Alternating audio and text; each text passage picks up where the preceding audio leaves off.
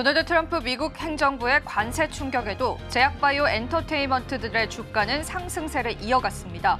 관세 위협으로부터 상대적으로 자유로울 것이라는 관측에 매수세가 몰린 것으로 분석되고 있고요. 삼성 바이오로직스와 셀트리온도 상승 마감하는 모습을 보여주면서요. 시장의 관련주들의 움직임 주시해보시죠.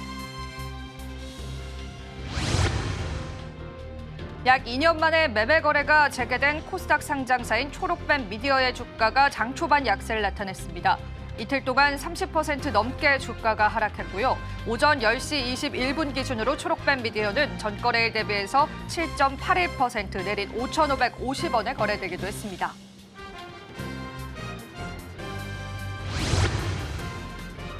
자동차 부품 기업인 한국 PIM이 코스닥 시장에 상장한 전날 4일 주가가 강세를 나타내고 있습니다.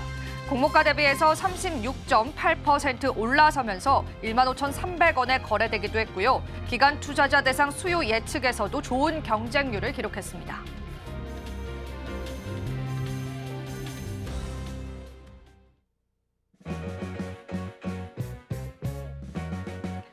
시청자 여러분 안녕하세요. 마켓 쇼쇼쇼 진행을 맡은 이지영입니다. 자, 오늘 국내 증시에서는요, 정치적 리스크가 해소됐습니다. 정치적 불확실성을 가져왔었던 탄핵이 결과적으로는 인용이 되면서 우리 시장 원달러 환율이 바로 안정세를 보여가기도 했는데요. 그럼에도 불구하고 외국인 이탈은 가속화됩니다. 현재 1조 원 넘게 외국인은 이탈을 보여주고 있는데 사실상 우리 경제 같은 경우에는 수출 비중이 많기 때문에 이 정치적인 불확실성보다는 트럼프의 관세 리스크가 더 많은 영향력을 행사하고 있습니다. 시장 막상 뚜껑을 열어보니까 우리의 시나리오와는 좀 달랐습니다. 그렇기 때문에 그에 맞는 전략들 오늘도 필요할 것 같습니다. 자, 오늘 첫 번째 코너부터 소개해드릴게요. 자, 오늘 같은 경우에는 글로벌 파트너스의 이성욱 이사님께서 시장을 보는 색다른 시각들 여러분들과 함께 해드릴게요. 또 저희 방송 유튜브 통해서도 시청하실 수가 있죠. 많은 참여 부탁드리도록 하겠습니다. 저희 방송에서 제공해드리는 정보는 투자 판단에 대한 조언일 뿐입니다. 가치 판단과 상승 하락을 보장하고 있진 않다는 점 다시 한번 유의 부탁드리겠습니다. 자, 그럼 마감 시장까지 저희와 함께 꼼꼼한 전략들 챙겨보시죠. 마켓 쇼쇼쇼 출발합니다.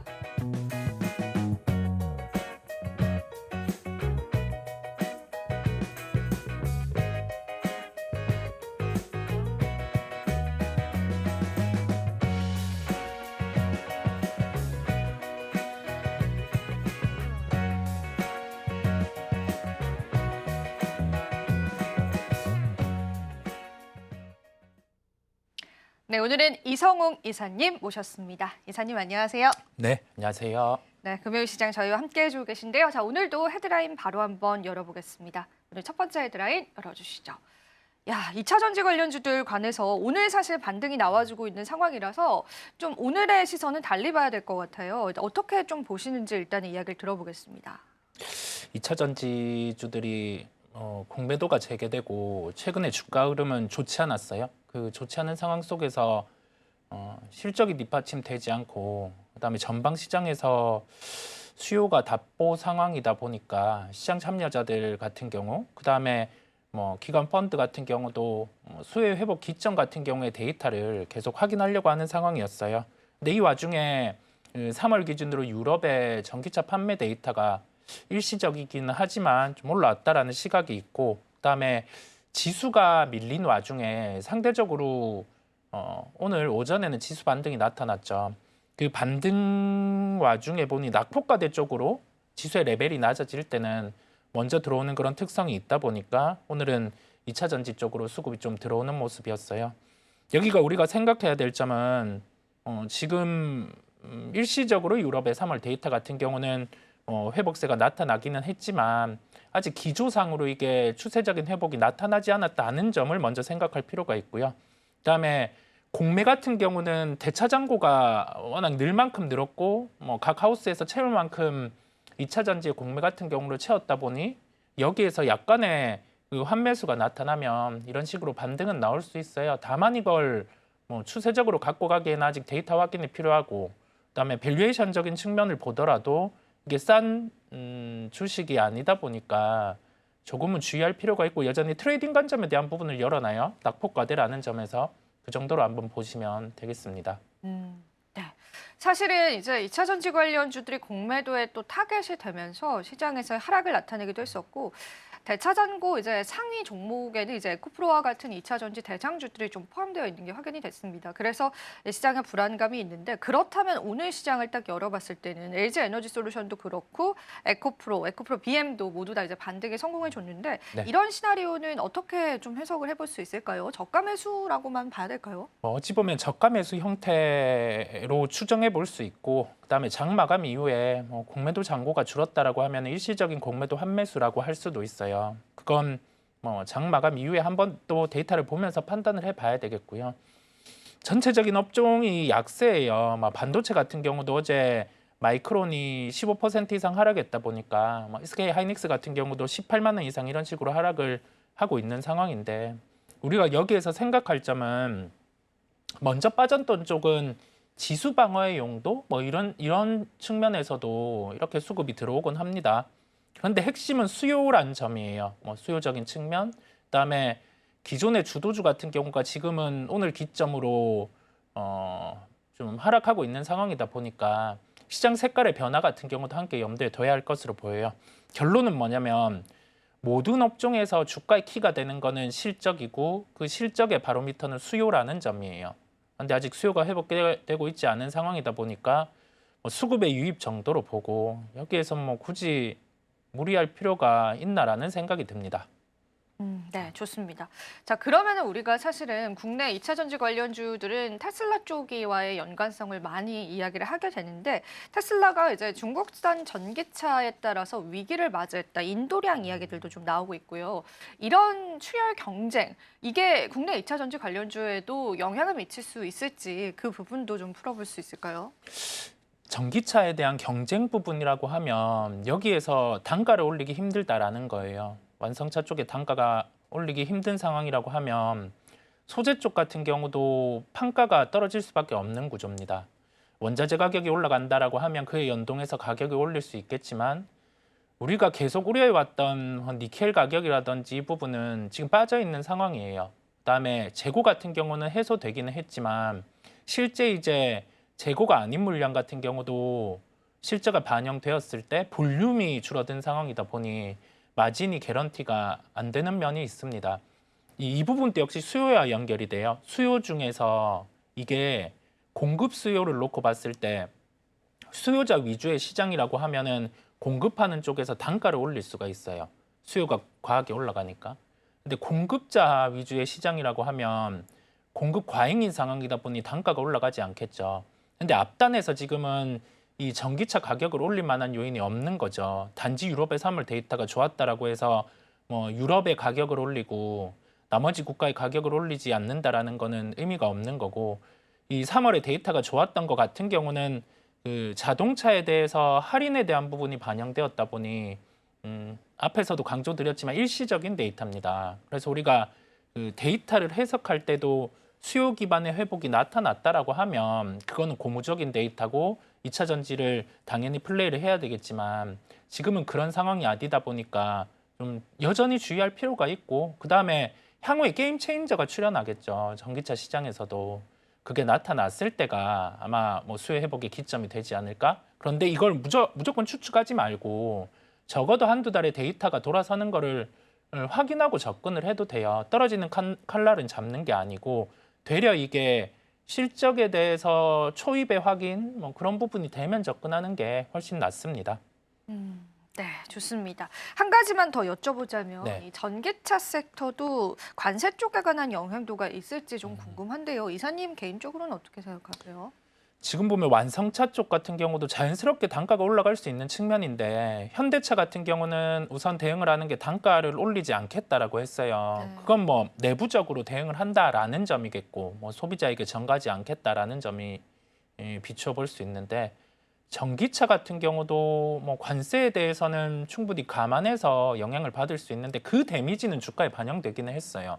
여기에서 관세 부과된다라고 해서 영향을 받을 수 있는 게 중국 로컬, 우리나라, 미국 전기차 이 정도인데 가격 차이 측면에서 이게 어느 쪽이 시장 점유율을 더 갖고 간다라고 하기보다 이미 전기차에 대한 그 패권은 중국으로 넘어갔어요. 인정할 건 인정하는 거죠.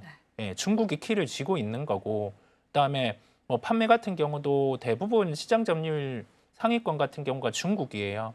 테슬라 같은 경우는 뭐 다른 국가에서는 점유율이 높기는 한데 만약에 두 쪽이 경쟁을 한다라고 하면 뭐 거기에서 뭐 우리나라 조금 불편해질 수 있는 거겠죠.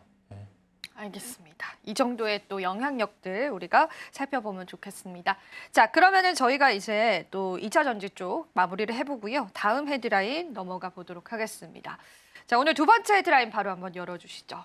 우리의 큰손 국민연금이 움직였다. 사실 국민연금 포트폴리오에 많은 분들 관심 가지고 계신데 최근에 이제 네이버 지분을 좀 확대했더라고요. 그러면서 이제 자연스럽게 LCC 항공사들을 좀 덜어내는 게 있었는데 일단은 이 헤드라인부터 우리가 좀 시장에 반영을 시켜보겠습니다. 네이버 같은 경우는 최근 주가가 약했어요. 한 1분기 정도에 만약에 매수를 했다라고 하면 뭐 최근에 매수를 했다라고 하면 손실 구간일 수도 있는데 미리 연금은 네이버에 관심이 많았다 보니까 아마 뭐 가격적인 측면에 어느 정도 조정이 나왔다라는 걸 판단하고 접근한 것 같아요. 어찌 보면 딥시크의 출현을 큰 패러다임의 변화로 놓고 봤을 때 플랫폼 기업들 같은 경우 중에서 여기에서 소프트웨어로 뭐 수익을 창출할 수 있는 가능성이 있다 보니 들어간 면도 있겠고 아니면 뭐 어느 정도 시장의 포트 조정 속에서 네이버를 늘렸을 수도 있습니다. 그래서 큰 의미는 둘 필요는 없겠고요. 금융주 같은 경우는 가격 메리트가 발생했기 때문에 뭐 포트 조정 차원에서 이 또한 진입을 했을 거고 그다음에 내수주들 같은 경우가 좀 특이했죠. 연금 같은 경우는 이마트 플레이를 주로 했어요. 근데 이마트 또한 이게 뭐 데이터로 소비가 회복된다라고 할 수가 없는데 좀 특이한 흐름이 나타났어요. 그냥 뭐 포트 조정 좀 했다라고 볼 수 있고 저가항공 쪽 같은 경우는 뭐 주가 답보 상황이 있고 이벤트가 있었다 보니까 좀 매도를 하는 흐름이었어요. 미국 쪽에 주식 비중은 좀 줄였고 이런 식이거든요. 여전히 국내 주식 비중은 늘릴 수 있을 것으로 보입니다. 그래서 지수는 지금 약하기는 한데 연금이 이 지수 수준에서 주식을 줄이지는 않을 거예요. 국내 기준으로 봤을 때는요. 그래서 연금이 어떤 플레이를 하는지를 보되 좀 무작정 따라가기보다 우리의 근거와 일치할 때 그때 좀 편입을 하면 되겠습니다. 네, 좋습니다. 그러면은 사실은 국민연금 측에서 보니까 LCC 항공사에 관해서 비중을 좀 축소했던 부분들이 관세에 관한 영향력들도 좀 이야기가 나오고 있습니다. 관세에 관해서 항공사들이 타격을 받을 수 있다라는 시나리오가 나오는데 왜 그런지도 한번 풀어보고요. 그 이유가 국민연금의 비중 축소에 영향을 줬는지까지도 한번 이야기를 들어볼까요? 아마 LCC를 줄인 건 네. 당장 나오는 이익 같은 경우가 보이지 않기 때문 같아요. 뭐 유가와 환율은 봤을 때 뭐 비유호적이진 않는데요. 환율도 오를 만큼 또 올랐으니 이제는 좀 빠질 수 있는 거고 뭐 이 전국에 대한 변화가 있다 보니까 유가는 답보 상황이기는 한데 단기적으로 보면 LCC 기업들 같은 경우가 실적이 조금 공백이 있는 거죠. 그다음에 노선을 뭐 늘리면서 확보한 기업도 있어요. 유럽 노선을 코로나19 때 가지고 온 기업도 있는데 우리가 예전보다 저가항공 쪽 같은 경우가 입출 그 빈도 그게 좀 적어요. 예. 그렇다 보니 비운 것으로 보이거든요. 그다음에 이게 뭐 관세 영향이 시장 불안성도 있겠지만 포트 조정이에요.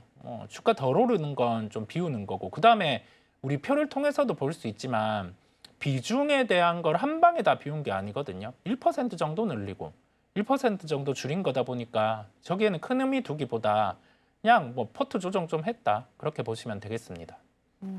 사실 이게 관세까지 엮어서 우리가 보기에는 아직까지는 좀 다소 무리가 있는 것 같고요. 포트 조정의 국면에서 여러분들이 살펴보면 좋겠는데 사실 저희가 국민연금에 관한 포트폴리오에 관해서는 이사님과 일전에도 이야기를 나눴고 개인 투자자분들이 국민연금의 포트폴리오를 참고하는 부분이 어떻게 생각하시냐라고 했을 때는 좀 장기적인 관점에서 볼 때만 유효하다고 하셨습니다. 그래서 그 부분도 여러분들이 한번 챙겨보셨으면 좋겠고요.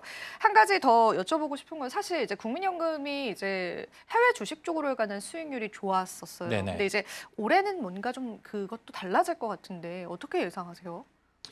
빨리 잘 줄였고요. 음, 빨리 잘 줄인 상황이고 작년 말부터 연금은 해외 주식 비중을 줄이면서 국내 비중을 늘려왔어요. 아, 그 속에 전략이 있었다 보니까 물론 환의 영향으로 기계적으로 줄이는 부분도 있었지만 줄인 거고 최근에 미국 시장 해외 주식에서 네. 뭐 성과 좋았던 쪽은 없어요. 거의 연금도 없죠. 그렇고 네. 해외 펀드들도 롱숏에는 해외 펀드들도 그렇고 없었거든요. 여기에서 우리가 생각할 점은 미리 뭐 그래도 합리적으로 줄인 상황이고 좋지 않은 시장 속에서 아마 지금 다시 비중을 좀 늘리는 걸 고려하지 않을까. 오히려 예, 라는 생각을 해봅니다. 그다음 우리 생각할 게 불확실성이란 게 존재하잖아요.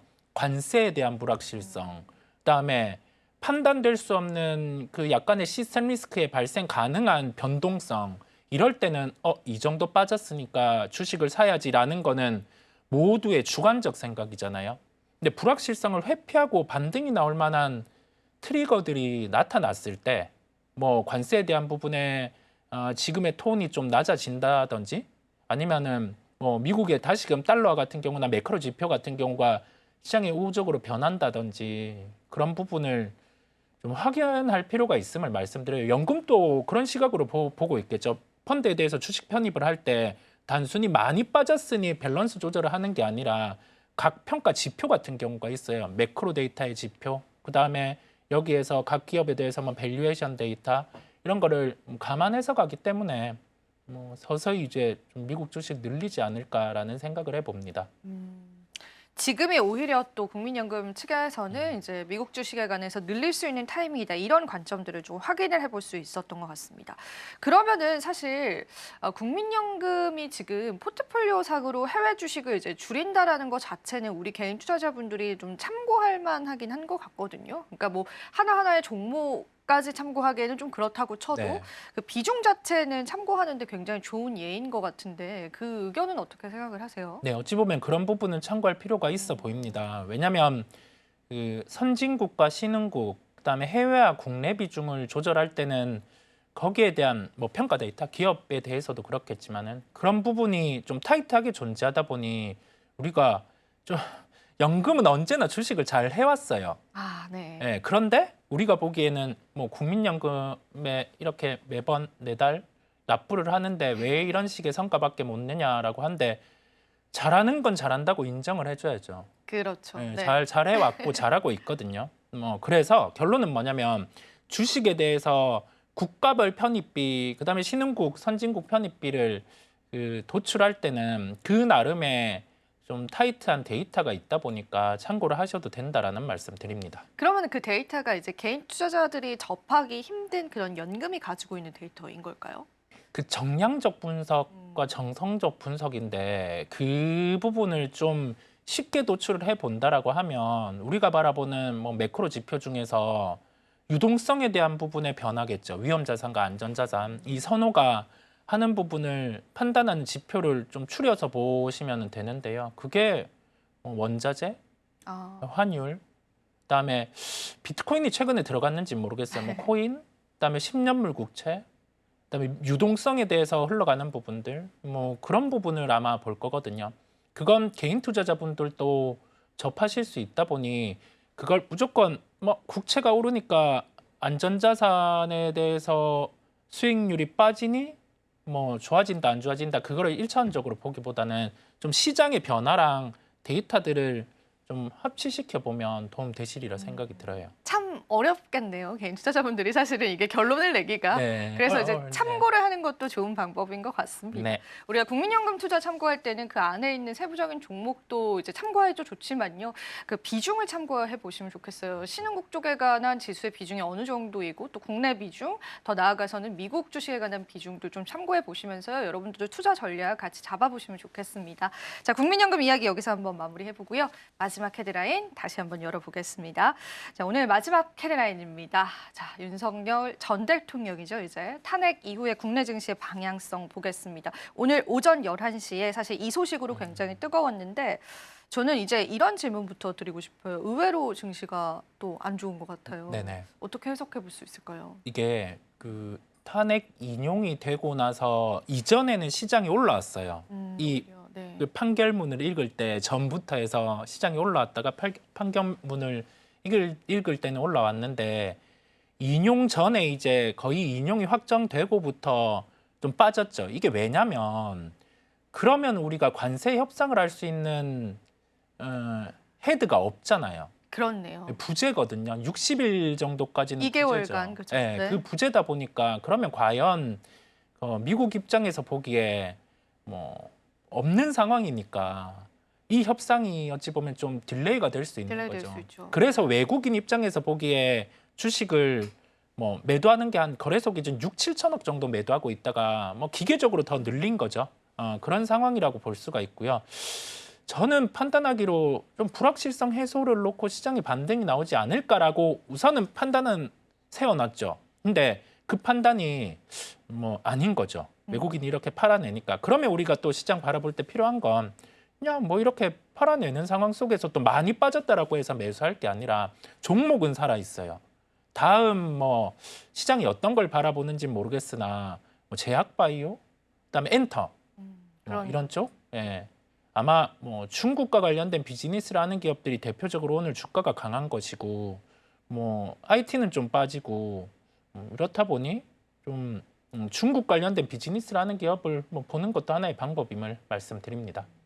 그러니까 사실은 지도자 공백 자체가 더 그 기간이 늘어갔다라는 걸로 이제 외국인 시선에서는 보는 거네요. 네. 사실 지금 뭐 한미 FTA도 전혀 어떤 효력도 발효되고 있지 않은 상황에서 새롭게 미국과 이제 무역에 관한 협정을 맺어야 되는 시점에서 조기 대선이 이제 오게 되면서 우리가 그 지도자 공백을 또 견뎌야 되는 거잖아요. 그렇죠. 그게 외국인 입장에서는 굉장히 이제 리스크일 수 있겠어요. 그렇죠. 그 사이에 또 많은 변수가 생길 수 있게 될 테고. 근데 저희가 사실은 통계적으로 봤을 때는 이제 역사적으로 탄핵 이후에는 증시가 그래도 상승하는 동향들이 있기는 하더라고요. 그렇죠. 네네. 이게 이번에도 적용될 가능성이 있을까요? 그런 가능성은 존재합니다. 예, 그런 가능성은 존재하고 이 뭐 불확실성이 그래도 다른 이 두 달의 공백이기는 한데 좀 해소가 된 면이 있다 보니 뒤에 이제 뭐 미국 증시가 안정을 찾으면 우리나라도 급 뭐 반전이 나타날 수는 있겠죠. 그래서 미국이 먼저 좀 안정되고 우리나라 같은 경우도 오늘 더 이상 여기에서는 빠지겠나 싶기는 해요. 오늘. 네, 오늘. 내일 네. 모레 돼서는 모르고요. 월요일은 또 모른다. 네, 모르죠. 네. 오늘 기준 여기에서 더 빠지겠냐 싶기는 한데 그러면 또 주식을 사고 싶잖아요. 다만 뭐 오늘은 뭐 급하게 볼 필요가 있나 싶습니다. 주말 또 뛰어 있고 뭐 미국 선물이 미리 빠져서 이것도 들어올려 준다라고 하면 월요일 날은 뭐 갭으로 출발할 수 있겠지만 뭐 모든 걸 뭐 판단해서 미국이 반등 나올 것 같으니 주식을 늘린다라고 하기보다 좀 변동성 주는 걸 봐야 될 것 같아요. 미국도 우리나라도. 예, 그걸 한번 기다려 보시죠. 그러면 약간 환율도 짚고 가면 좋겠는데 네. 원화 가치도 이제 계속 회복이 안 되고 있던 상황이었잖아요. 달러 네. 약세에도 불구하고 이 원화 가치에도 영향을 줄 수 있을까요? 이번 사태가?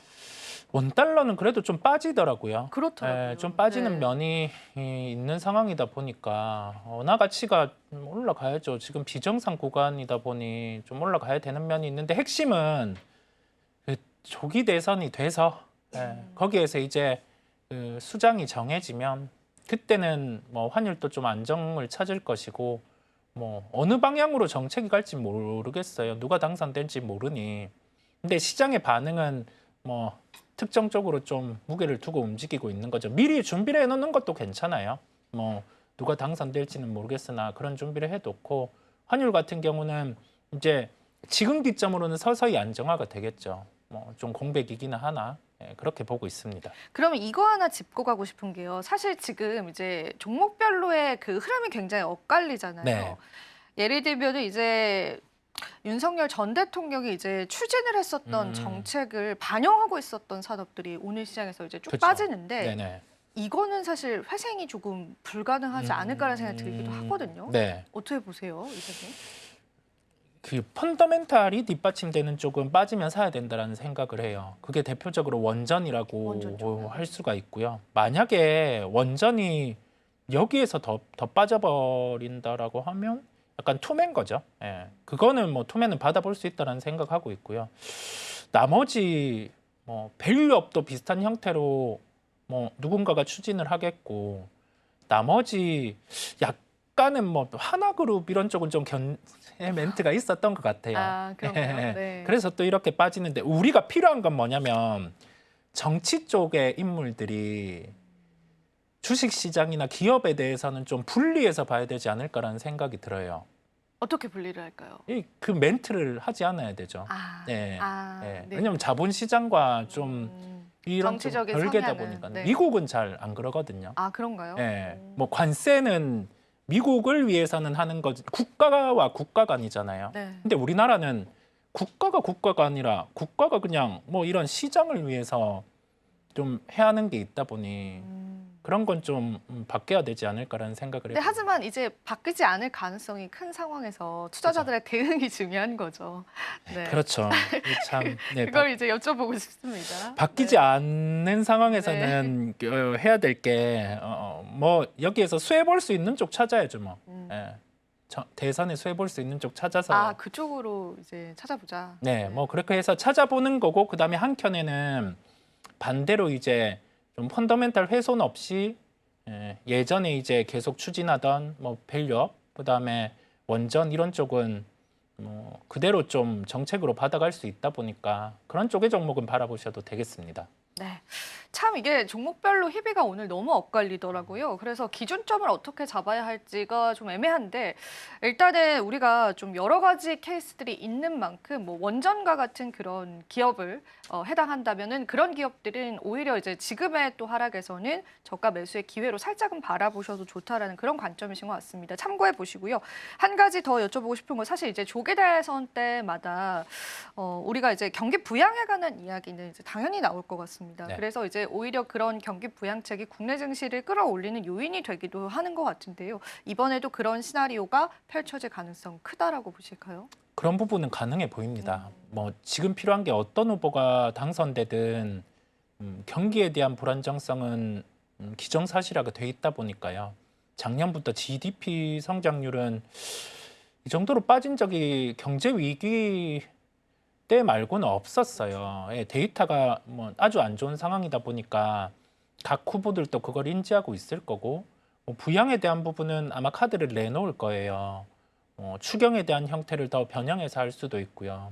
그래서 거기에 대한 기대감이 대선 시즌 전후에 맞물려서 좀 반영은 될 것으로 보여요. 가장 깔끔한 건 뭐 대선 빨리 마무리돼서 그렇죠. 여기 좀 정해질 거 정해지고 그러면 거기에 따라서 정책 방향 뭐 이제 나타날 거니까 그때는 새로운 국면이 펼쳐질 것 같아요. 그래서 한 2달 고생하고 같이 합시다. 한 네. 6월, 6월에는 네. 이제 좋아지지 않을까요? 좀만 2달 쉬죠 그럼 뭐. 아, 그럴까요? 네. 쉬는 걸로. 네. 방송은 안 쉬고 이제 저희가 계속 네. 알려드려야죠. 네, 알겠습니다. 네. 네, 좋습니다. 자, 그러면 이사님과 마지막으로 우리 오늘 시장 한번 이제 정리해 보는 개념으로요. 오늘 시장 한 줄 평을 좀 이야기를 들어볼 텐데 이사님은 또 우리 시장 한 줄 평을 어떻게 좀 정리하실까요? 전 돌아오지 않는 외국인이라는 말씀을 드려요. 계속 좀 팔고 있는 상황이고 주식 거래소 기준으로는 한 1조 4천억 정도 매도를 하고 있어요. 코스닥은 상대적으로 덜 팔고 있는 상황이거든요. 선물은 한 7천억 정도 매도하고 있고. 근데 이 정도 매도 규모임에도 불구하고 시장은 그렇게 밀리는 건 아니에요, 지금. 그래서 보통 이런 현상이 언제쯤 나타나냐라고 하면 매도의 클라이막스 때 나타나는 부분이 있다 보니까 좀 너무 상심하시기보다는 어느 정도 한 8분 응선까지는 온 것으로 보여요. 미국도 한 연이틀 변동성을 크게 키워놨다 보니까 오늘은 이론적으로는 반등이 나올 수 있는 구간이고 우리나라 같은 경우도 오늘 선제적으로 미국 조정만큼 또 더 조정이 나와 있다 보니까 미국 반등 나오면 또 강하게 올라올 수 있는 그런 구간으로 보임에 따라 좀 다음 주는 좀 희망을 가지고 한번 보는 것으로 그렇게 말씀을 드려봅니다. 네, 다음 주에는 우리가 좀 희망을 가질 수 있을지 한번 다음 주 시장도 여러분들 저희와 함께 체크해 보시면 좋겠습니다. 자, 오늘 이사님이 다양한 관점에서 시장 전략 잡아주셨습니다. 이사님 오늘도 도움 말씀 고맙습니다. 네, 감사합니다.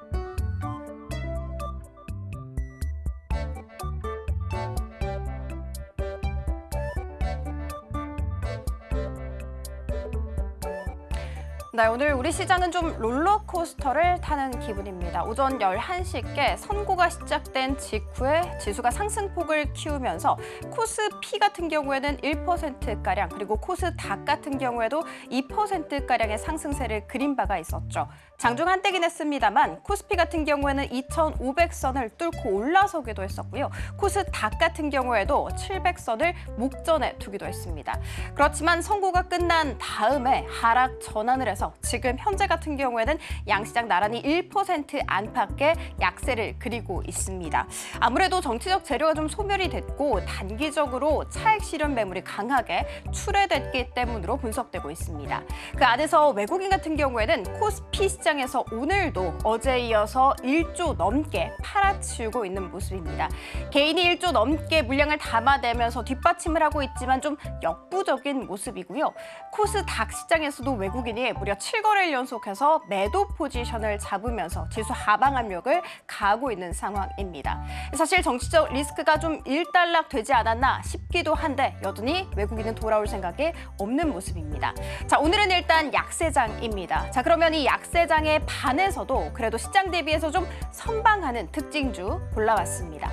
자, 먼저 준비한 쪽은 바로 LG 에너지 솔루션입니다. 오늘 이 종목 같은 경우에는 프리마켓에서 30만 원, 그러니까 공모가보다도 하회하면서 29만 원께에서 거래가 체결되기도 했었거든요. 그 다음에 열렸었던 정규장에서는 역대 최저가까지 찍었습니다. 자, 그렇지만 반등에 성공해서 장중 한때 4% 이상의 상승세를 그리기도 했습니다. 반등에 성공할 수 있었던 이유는 외국인이었습니다. 6거래일 연속해서 매도 포지션을 잡았었던 외국인이 오늘은 매수로 전환을 한 모습입니다. 자, 그리고 증권가에서도요, 우려보다도 상호관세 여파가 제한적이라는 분석이 나왔습니다. 직접적으로 좀 부정적인 영향을 받는 배터리 제품은 ESS에 한정된다고 코멘트했습니다. 이뿐만이 아니라 유럽 시장에서 판매가 또 생각보다 괜찮았죠. 특히 연초부터 2월까지의 유럽 순수 전기차 판매 성장률이 31%를 기록을 했었는데 시장의 전망치가 20%였거든요. 이것보다도 훨씬 더 좋은 성장률을 기록을 한 것이죠. 자, 그래서 증권가에서는 어떻게 내다보고 있을까요? 여전히 목표 주가를 높게 잡고 있습니다. 현재 평균 목표 주가는 46만 2천 원이라는 점 체크해 드리도록 할게요. 자, 그러면 이번 1분기 실적은 어떻게 나올까? 예상치 살펴보도록 할게요. 자, 일단 1분기 매출은 5조 9천억 원가량으로 예상돼서 전년 동기 대비해서 3.7%가량 성장을 할 것이고 영업이익 같은 경우에도 1천억 원을 넘어서서 전년 동기 대비해서 35%가량 감소를 할 것이라고 봤습니다. 자, 그렇지만 시장의 전망치가 350억 원이었던 점을 감안을 했을 땐 전망치보다도 더 상회하는 성적표를 낼 것이라고 보고 있는 것이죠. 자, 그리고 무엇보다도요, 직전 분기 대비해서 흑자 전환했다는 데에서 포인트를 맞추면 됩니다. 자, 흑자 전환을 할 수 있었던 그 배경은 원달러 환율 상승과 소형전지 출하량이 증가했기 때문으로 분석하고 있습니다. 자, 그리고 다음 살펴보도록 하겠습니다. 한국콜마입니다. 오늘 미래에셋증권에서 이 한국콜마에 대한 목표 주가를 8만 원에서 9만 2천 원으로 상향 조정했다라는 소식 속에 장중한테 4% 이상의 상승세를 그리기도 했습니다. 자, 일단 미래에셋증권에서 이번 1분기 실적이 호실적을 기록할 것이라고 예상하고 있습니다. 한번 살펴보자면 1분기 매출액은 6,300억 원가량으로 전년 동기 대비해서 10% 정도 성장을 할 것이며 영업이익 같은 경우에도 519억 원을 기록해서 전년 동기 대비해서 60%가량 급증할 것이라고 보고 있습니다. 자, 그리고 뿐만이 아니라 영업이익 같은 경우에는 시장의 전망치도 상회할 것이라고 분석. 그 안에서도 미국 시장에 현저하게 아주 두드러지게 성장세를 그릴 것이라고 보고 있습니다. 매출액은 전년 동기 대비해서 무려 162% 폭증할 것이다 라고 분석을 하고 있고요. 영업이익 같은 경우에도 2개 분기 연속으로 흑자를 써낼 것이라고 보고 있습니다. 무엇보다도 선케어가 성수기에 진입함에 되에 따라서 또 추가적인 수혜도 예상된다고 밝혔고요. 미국 2공장 같은 경우에는 현재 준공 중에 있는데 1공장 대비해서 생산 능력이 2배가량이라고 합니다. 이것의 가동률이 빠르게 증가를 하면 당연히 이익 증가로 이어질 수가 있겠죠. 참고로 이 2공장 같은 경우에는요, 생산 가능 물량이 1억 5천만 개라는 점 체크해드리도록 하겠습니다. 자, 다음 살펴보도록 할게요. CJ 대한통운입니다. CJ 대한통운에 대해서 1분기 실적이 좀 부진할 것이라는 생각은 하고 있습니다. 일단 숫자로 한번 살펴보시면 1분기 매출액은 2조 9천억 원으로 전년 동기 대비해서 1% 성장, 영업이익 같은 경우에는 930억 원을 기록하면서 전년 동기 대비해서 15%가량 줄어들 것이라고, 그리고 심지어는 기대치도 하회할 것이라고 보고 있습니다. 자, 그렇지만 이 1분기 부진한 실적은 일시적이라고 보고 있어요. 자, 일단 증권가에서는요, 4월부터 택배 판가 인상이 시작됐다는 점에서 주목해야 된다고 보고 있습니다. 운임은 6개 분기 만에 반등에 성공을 해서 수익성 회복에 큰 기여를 할 수 있을 것이며, 하반기에는 물동량도 증가를 해서 주 7일 배송 효과도 톡톡히 볼 수 있을 것이라고 보고 있습니다. 자, 그리고 다음 살펴보시면 이 신세계 그룹과의 협력도 굉장히 두드러집니다. 특히 신선식품 등 이런 고부가 영역으로 확대도 계속해서 되고 있죠. 자, 그리고 C커머스, 차이나 이커머스, 그러니까 R2C, 알리, 테무, 쉰과 같은 이런 업체들과의 협력도 앞당겨질 전망으로 보고 있습니다. 자, 무엇보다도 더 중요한 점은 관세 인상 불확실성에서 자유로운 종목이라고 이 CJ 대한통운을 증권가에선 찝었습니다. 추가 조정이 받게 된다면 매수 기회로 봐야 하며, 한국투자증권에서는 목표 주가를 13만 원으로 유지하는 모습 연출됐습니다.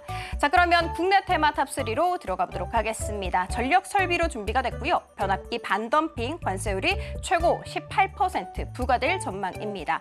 일기 당시에 60%대 관세 폭탄을 맞았던 것을 고려를 하면 이런 위기는 좀 모면하지 않겠냐라는 긍정의 씨앗이 피어오르고 있습니다. 그 안에서도 HD 현대일렉트릭과 효성중공업 같은 경우에는 관세 적용 대상에서 면제될 것으로 보고 있습니다. 오늘 이 세 종목 가운데에서 모두 다 4% 안팎의 상승세를 그리긴 했습니다만, 현재는 HD 현대일렉트릭이 상승세를 가장 잘 유지하고 있고요. 효성중공업 같은 경우에는 상승분을 대부분 토해낸 채 보합권 내에서 등락을 반복하고 있습니다. 자, 그리고 다음 살펴보도록 하겠습니다. 다음으로 준비한 쪽은 석유화학과 태양광 에너지입니다. 증권가에서 석유화학 업종에 대해서 미국 상호관세 영향에 중립적이거나 상대적으로 긍정적이라고 평가를 했습니다. 한화솔루션 같은 경우에는 모듈 생산 대부분을 미국 내에서 이루고 있기 때문에 상대적으로 긍정적인 영향이 더 크다고 분석했습니다. 오늘 TK케미칼과 SKC 나란히 4% 안팎의 상승세를 그리긴 했습니다만, 지금 현재 SKC 같은 경우에는 반락한 모습이고요. 한화솔루션 같은 경우에는 장중 한때 7% 이상의 상승세를 그리기도 했습니다. 자, 그리고 마지막 살펴보도록 하겠습니다. 반도체입니다. 간밤 미증시에서 필라델피아 반도체 지수가 9% 넘게, 엔비디아는 7% 넘게, 마이크론은 16% 넘게 급락세를 보였죠. 그런데다가 트럼프가 또 반도체 관세 도입과 관련해서 아주 곧 이루어질 것이라고 코멘트했습니다. SK하이닉스 같은 경우에는 지금 현재 8% 가깝게 떨어지면서 18만 원도 깨는 모습, 삼성전자 같은 경우에도 2% 넘게 내림세를 그리기도 했습니다. DB하이텍 역시도 6% 가깝게 급락세를 면치 못하고 있는 상황입니다. 자, 지금까지 은혜로운 섹터 함께 살펴봤습니다. 저희는 다음 코너에서 계속 이어집니다.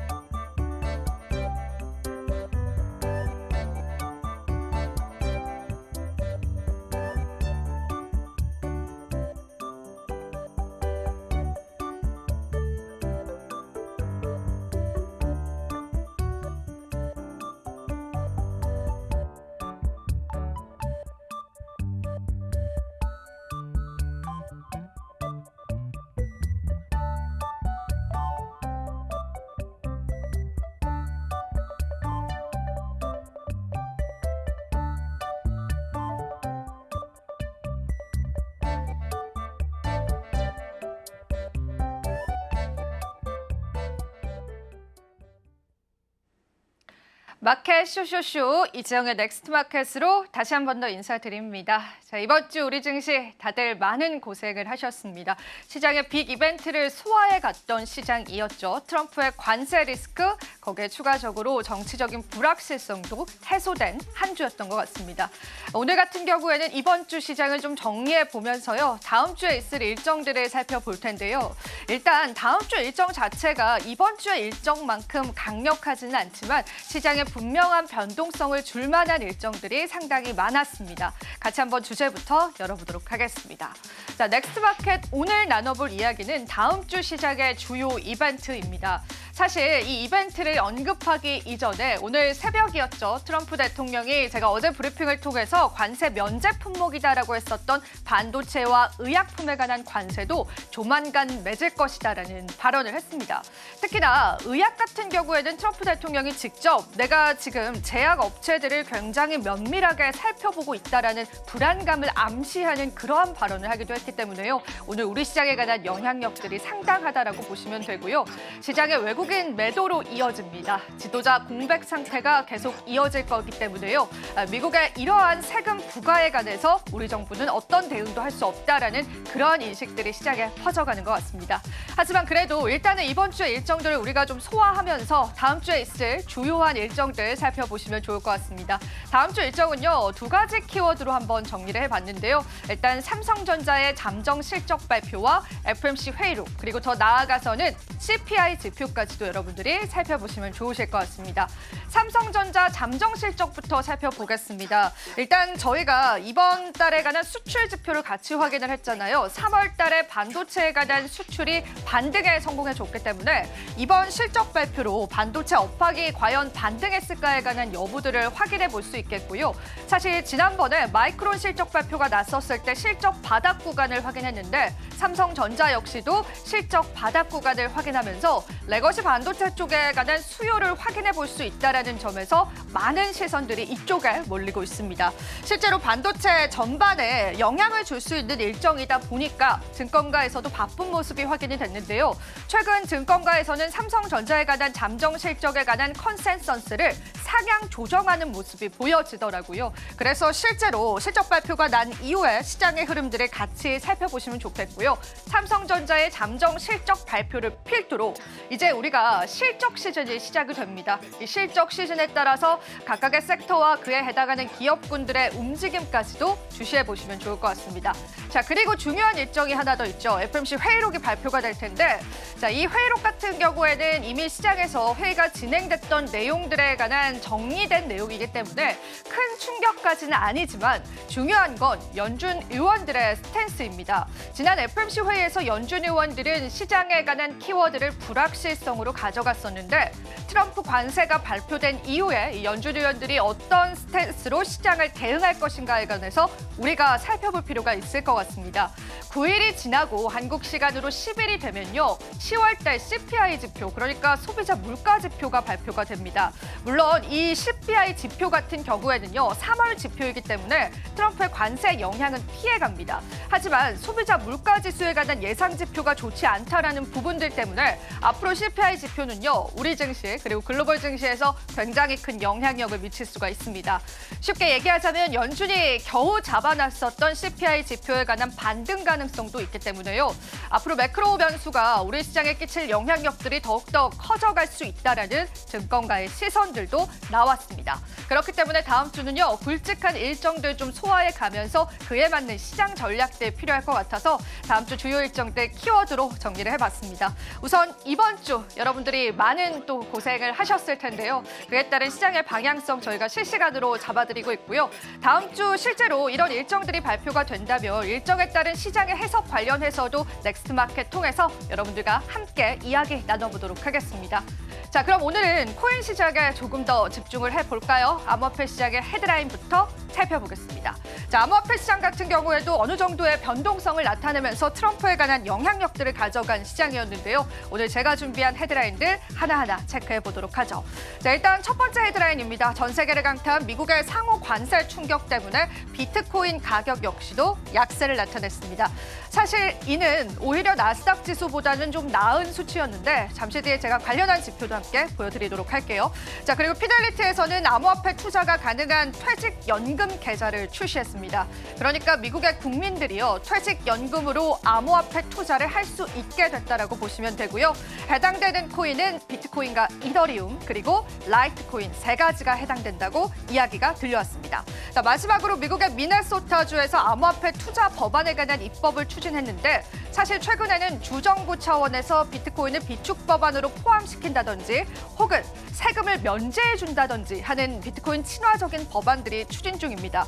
물론 연방 정부 차원에서 비트코인을 비축 자산으로 매입하는 부분들에는 제동이 걸릴 수 있지만 주정부 차원에서는 이러한 비트코인 친화적인 입법들이 계속 추진해 나가고 있다는 부분들도 체크해 드리도록 하겠습니다.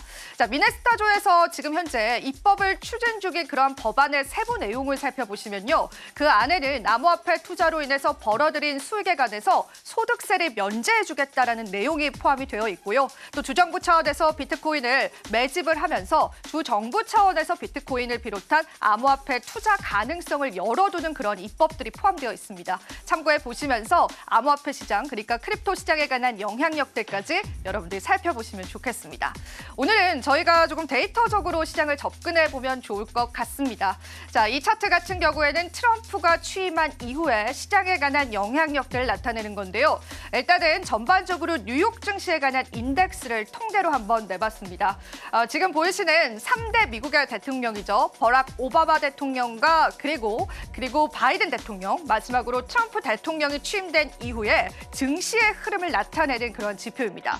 보시는 바와 같이 트럼프 대통령 취임 50일께 되는 시점에서 증시가 급격하게 하락하고 있다는 게 보일 겁니다. 지금까지 우리가 시장에 있었던 예상된 시나리오라는 다르다라는 건데요. 이는 크립토 시장뿐만 아니라 뉴욕 시장 전반적으로 해당이 되는 내용이기 때문에 그 부분에 따른 많은 투자자들의 고심도 깊어지는 시점이다라고 보시면 되고요. 과연 트럼프 취임 이후 며칠이 지나고 나서 시장이 반등해 줄 수 있을지의 여부들도 여러분들 살펴보시면 좋겠습니다. 그런데 제가 일전에 트럼프 대통령이 결과적으로는 국채 금리를 낮추려고 한다라고 이야기를 해드린 적이 있었죠. 실제로 트럼프 대통령은 본인이 뉴욕 증시를 끌어내리는 대신에 국채 금리를 급격하게 낮추기도 했습니다. 지금 미국의 부채 자체가 천문학적인 금액이고 그에 해당하는 이자조차도 납입하기 힘든 상황이기 때문에 트럼프는 국채 금리를 최우선으로 보고 있다는 그런 설들이 시장에 나왔는데요. 우리가 예상했던 것처럼 트럼프 대통령 역시나 국채 금리에 관한 하락을 이뤄냈다라고 보시면 되겠습니다. 마지막으로 보실 차트는 그럼 비트코인을 우리가 어떻게 바라볼 것인가에 관한 하나의 시선입니다. 비트코인 한때는 디지털 골드로 알려져 있었는데요. 최근 흐름을 보시면 비트코인은 뉴욕 증시와의 상관관계가 상당히 높아졌습니다. 즉 뉴욕 증시와 같은 흐름으로 움직이고 있다는 건데요. 현재 시장을 놓고 본다면 비트코인 같은 경우에는 뉴욕 증시와 같은 위험 자산에 관한 선호도가 더 많이 반영받고 있다는 게 확인이 되실 겁니다. 이 지표가 이를 향해 갈수록 상관관계가 굉장히 밀접하다는 걸 나타내는데 분홍색 차트를 보시면 최근 비트코인과 뉴욕 증시의 상관계수가 0.5 수준을 넘어서 0.7 수준까지 도달했다는 게 확인이 되실 겁니다. 크립토 투자하실 때 여러분들이 하나의 지표로 참고해 보시면 좋겠습니다. 자, 마지막으로 암호화폐 시장에 관한 흐름들 체크해 보겠습니다. 어제 대비해서 어떤 흐름들 이어져 오고 있는지 저와 함께 살펴보시죠. 비트코인은 소폭의 조정을 겪었습니다. 하나 기준으로는 1억 2천만 원 선을 나타내고 있고요. 이더리움 사실 낙폭이 더 컸습니다. 1.5%가량 하락하면서 한화 기준으로는 260만 원 선, XRP 보겠습니다. 0.21% 하락했고요. BNB 코인은 2%의 큰 낙폭세 그려냈고 솔라나 코인 같은 경우에도 2.8% 하락세 나타냈습니다. 자, 저와 함께 코인 시황까지 살펴보셨습니다. 우리 시장에 관한 다양한 흐름들 엿볼 수 있는 시간이었기를 바라고요. 자, 오늘도 여러분들에게 다양한 시선들 함께 해드린 만큼 투자 참고하시길 바라겠습니다. 또 저희 방송에서 제공해드리는 정보는 투자 판단에 대한 조언일 뿐입니다. 가치 판단과 상승 하락을 보장하고 있지는 않다라는 점 유의 부탁드리겠습니다. 저희는 잠시 뒤 2부에서 오후장 전략 이어갈게요. 시청해주신 여러분 고맙습니다.